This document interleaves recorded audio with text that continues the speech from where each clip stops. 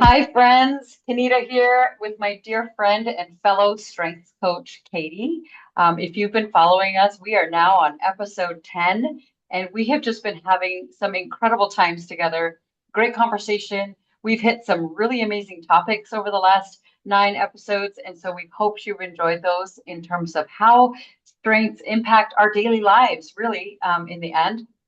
We've been addressing a variety of different topics and had so much fun that we had to come up with yet one more because we just love strengths. Both of us are certified strengths coaches through Gallup, and we really appreciate just the content and we appreciate engaging with clients. Katy has her own coaching company, as do I. Hers is called Klosterman Consulting, right? Yes, Sorry, yeah.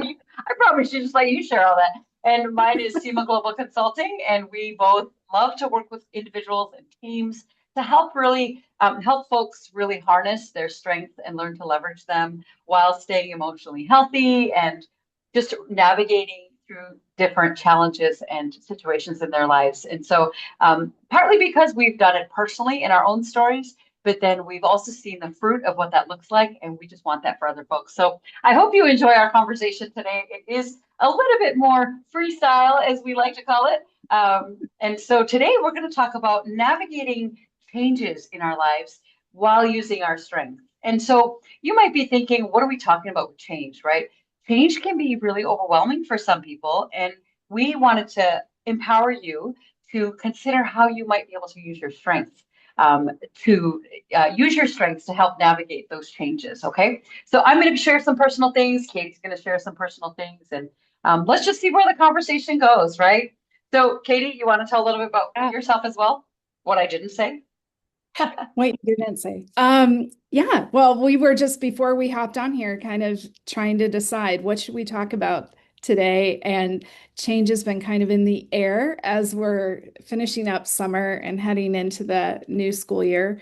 So that idea of, hey, let's have a conversation about how we use our own strengths as we navigate change in our lives. And you had a pretty big change this spring. And so we thought today would be a good way to kind of dive into how did you see your strengths being activated and used as you navigated change this year? That's great. Yeah, thanks for that. And fun fact, you just said that you're entering the fall. Well, you're in the US. For folks who don't know, if this is their first episode, you are in the US and I'm in India. So we're actually full into rainy season. Everyone's ready to be done with the rainy season.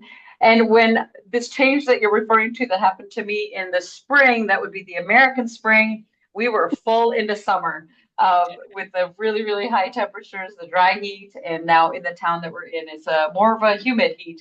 But no, thanks for pointing that out because during that time, you and I were talking a lot and processing some of the layers of that adventure. And I really appreciated having you as a soundboard during that time as well. And for those who are wondering what Katy's talking about, we relocated cities.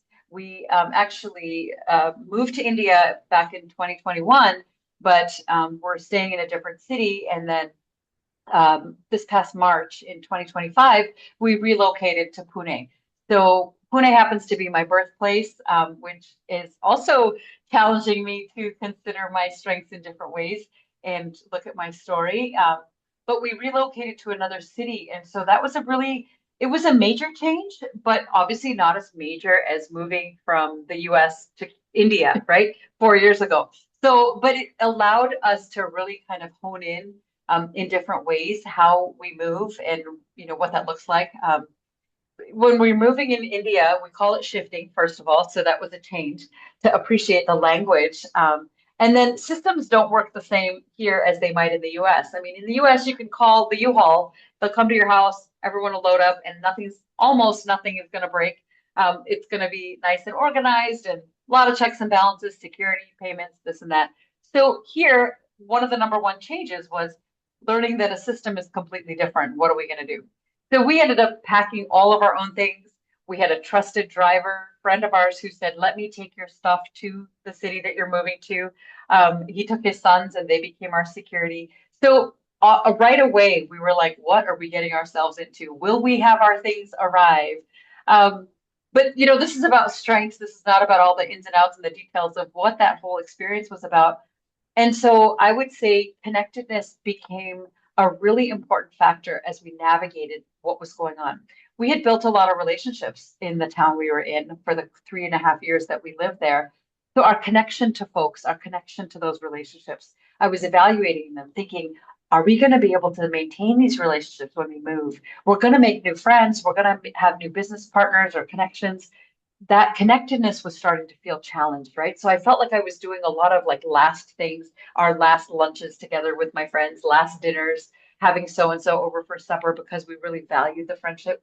So I think my connectedness was actually in the balcony. If I'm really honest, during that stressful season, many of my strengths were in the balcony. I was overusing them, partly because I didn't know what was on the other side when we would have moved, but also because I felt like if I could use my strengths, this change will go smoother. But little did I realize that it's not helpful to have strength in the balcony. And when we say balcony, it means we're overusing them. And it's, maybe borders on being a little toxic and a little bit too much. So actually, and we Yeah, can tell me. change. Balcony is like the good, like, Okay. and often we would say that the old language is balcony basement. So Oh, basement okay. would be like you're overusing, but Got it. Gallup's kind of moved to this helps and hinders because not Mhm. everyone has basements. Noted. So, Noted. so And you know what? In this country, we don't have basements. So what was I thinking? Okay, noted. well, right, which is totally fine. And Yeah. so so in a sense, then through the moving, it was like you were overusing and Yeah. your strengths now are moving into that. This is not helping me, it's hindering me Right. kind of space. Yes. But such good awareness to notice, like, Mhm. oh, what are my strengths? There's always that sort of shadow side of Yes. like now I've moved into the shadow of my strength and I'm not in the bright sunshine of Hmm. here it's helping me and helping me move forward. Um, Yeah. That's good. so interesting how that Thanks for can the play a part. Yeah, thanks for the clarification. And I think why I just had it in my head. Oh, this was a positive change too, right? Like we're moving. It's a positive change. Yeah. We knew what we were doing. We were full on, hands in, all of it, right?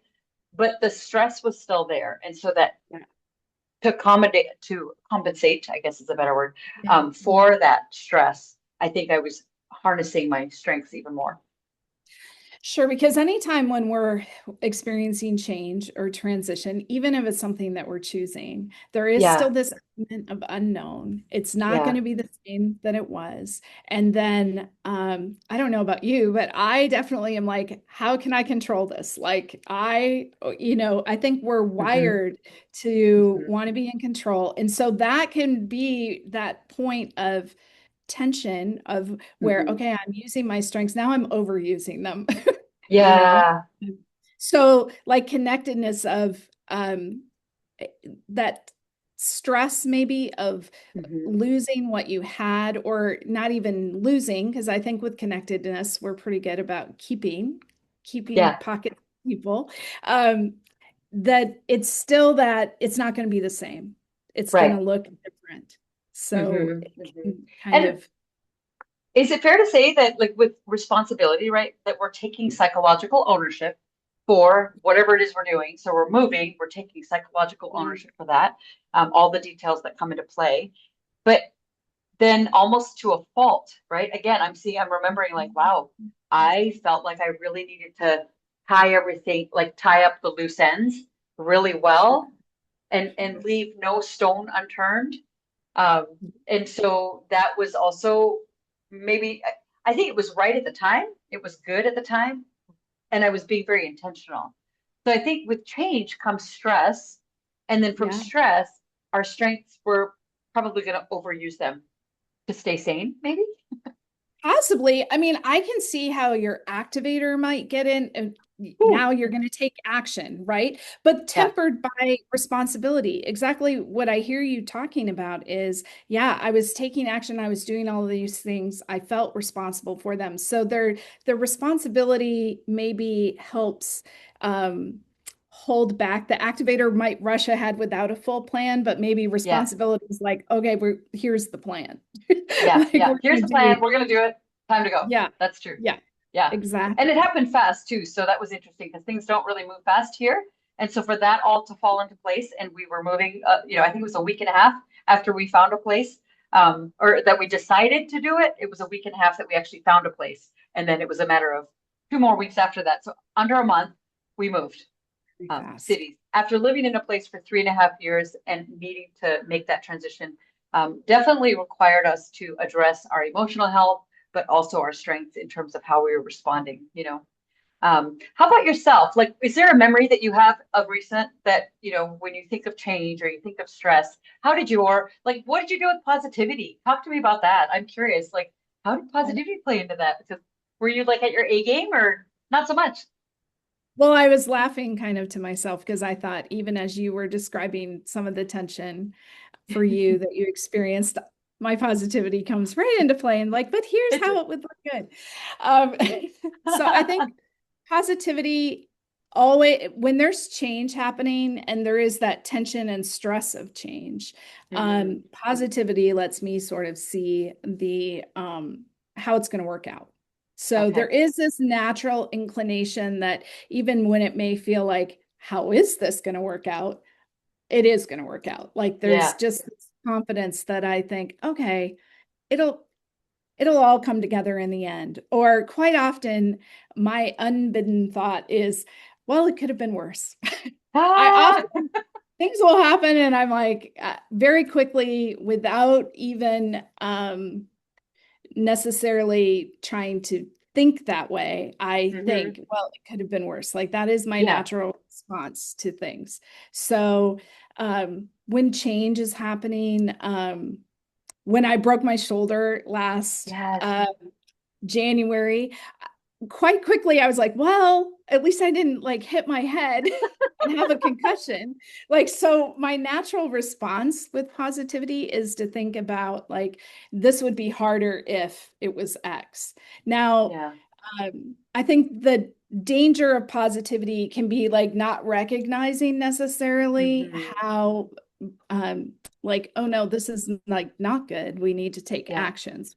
Things. So you always, when you have high positivity, want to be aware of that. Even though I'm quickly moving to that space, especially if I'm on a team and I'm trying to Mhm. introduce change, that's what I'm going to bring to the team is this idea of how it's going to work out. But then also, I want to be sensitive to the fact that not everyone might be there yet. Yeah. So That's true. how do I communicate that? And when do I introduce that idea of how it's going to work out? So Yeah. timing Yeah. becomes an important aspect of, I think, positivity so that people can understand, they kind of have space to say, um, yes, this is really bad right now. And Hmm. then after we've kind of maybe embraced that Yeah. hardness for a while, we can say, okay, and here's how we're gonna move forward. Yeah. Yeah. That's good. And I'm thinking when we think of change, it can be positive and it can be negative. It can be small, it can be major. And even when I just think of this move, I feel like I'm using more of these strengths after the move. Like, moving into a new city, I'm learning the new city, I'm meeting new people, I'm connecting with new businesses and coaches and professionals in other industries. And I'm finding myself using my strengths more to start to build. Now I'm Yeah. trying to build in this space. But I think what's been interestingly challenging, as a kid, we moved around a lot, right? So the moving aspect was not a big deal for me. That wasn't a big change. It's the growing roots and the Mm, connecting. And yeah. so connectedness is like, you know what? At all costs, I'm going to grow roots here. I'm going to learn to stay. I'm going to build relationships. I'm going to, my core values. I'm going to look for like-minded people with some of these core values. Yeah. And so that's been an interesting learning curve because I'm in a town where I was born, but Mm, legit, I'm not her anymore. And so these strengths are like taking a different shape. I feel often like I'm a hunk of clay on a potter's wheel, and I find myself stopping every now and then, just going, okay, we're reshaping. We're Yeah. reshaping these strengths. And I've unlocked my 34, as have you as well. And for those of you who don't know what we're talking about, there are 34 strengths, and you can take the assessment and just get your top five, or you can unlock your 34, and then you have access to all of them in order of how they show up in your story. And so I've unlocked my 34, and so I'm noticing my 6 to 10 are Yeah. taking shape and they're taking form, almost Mhm. like they're becoming more priority. And so I find myself going back, like, I don't have them memorized. I know kind of what's in my 6 to 10, but I've been so used to my five that I'm Yeah. realizing that this new season of my life is now bringing out more of my 6 to 10. And so I'm able to apply them, but it's definitely like, we talk about name it, claim it, and then aim it. I'm Yeah. realizing like, hey, I'm going to aim this. I'm going to aim this one, right? Your input is five and it's six for me. So I'm Yeah. able to think like input, what does that look like? I'm collecting. What am I collecting? Relationships, people, new people. But I'm Yeah. slowly realizing that the people that we were friends with in the other city are slowly moving to the outskirts a little bit, because Sure. we're not maintaining those relationships. We can't. You only have so much bandwidth. And so I'm trying to think through how are my 6 to 10 now impacting this part of my narrative. That's such an important aspect of like when we think about we use our top 10 to 12 and then that Hmm. name it aspect of, Yeah. I mean, the very beginning when we're meeting with clients is like, well, the number one thing is, do I know what my strengths are? Yeah. Because what's my awareness around that? And then I can begin to sort of be curious about how is that showing up? And where do I see that coming into play? And then Hmm. that aim it piece of it of like, well, how do I now be much more intentional about Yeah. taking this strength, something that I do naturally, and now I'm going to be intentional about putting it into practice. And as I kind of claim that and kind of embrace this is part of what makes up who I am, I'm practicing and becoming more into it becomes more second nature. It Hmm. comes to that point of sort of like, I don't have to think, well, this could be worse. It just is like, well, it would have been worse if X, right? Yeah. And Yeah. that doesn't necessarily, that might have been my natural thought process. And then Hmm. over years, I've known my strengths. I first took the assessment in 2009. So think about Nice. all the time that I've had to sort of engage at different levels and get to Hmm. know what does this strength look like for me. Yeah. Yeah. So it's And, kind of, I think, and then so maybe when you took it so long ago, but have you seen your like 6 to 10 show up in different ways, or you realize for all of a sure. sudden, like, hey, I'm using my number seven, all of a sudden? Well, so we both have woo, and woo Yeah. is winning others over. And the way that Gallup describes woo is very like outgoing, extrovert, life of the party, which is true. But I have relator number 8. So I have often knowing my 6 to 10 has been helpful because Yeah. when I first got woo as a result, I was thought I am not woo. Like it's often salespeople and just this Right? very gregarious, outgoing Hmm. personality that I thought that's not quite who I am. So I would say, Hmm. well, I have shy woo. That's what I Shy used to Boo. say. I was like, I have woo, but it's kind of shy. So, Yeah. but I think that that's that relator playing Yeah. into, and so Okay. kind of knowing that gay has allowed me more freedom to sort of embrace. I do have woo. It doesn't look Yeah. quite the same as it's described. And that is kind of the beauty of strengths, is not Hmm. to say, so here's a general description, but if you have your full 34 report, your 6 through 10 also has, this is what it looks like for you. And so Yeah. I think over time, knowing my strengths and engaging with them, then I can start to say, like, oh, that was woo. Woo Yeah. does show up when I'm meeting with new clients because I love hearing stories and getting to Yeah. know who people are Right. and what they're trying to achieve in life. And I think woo is coming into play For in sure. that. And Yeah. so um, it's it's fun to kind of begin to see like, oh, that strength's showing up there. And oh, here it Hmm. is over here. And this is why it's maybe more reserved than it may be with other people. Yeah. Yeah, that's good. So my number nine is learner, right? And I was thinking of with this change that I've dealt with is moving into this place, but I'm in this town that I was born in, but I'm a different person because I'm an adult, right? It's 50 Yeah. plus years is after I moved back here. But the learner in me is really savoring all the learning. And at Yeah. first I was like, wait, how do I? Oh, I was a kid when I left here, but I came back with a whole ton of experience. So Yes. it's not like I'm new here. I'm coming back into this place with experience. And so Hmm. what I'm learning is how much of that experience is helpful, a lot of it.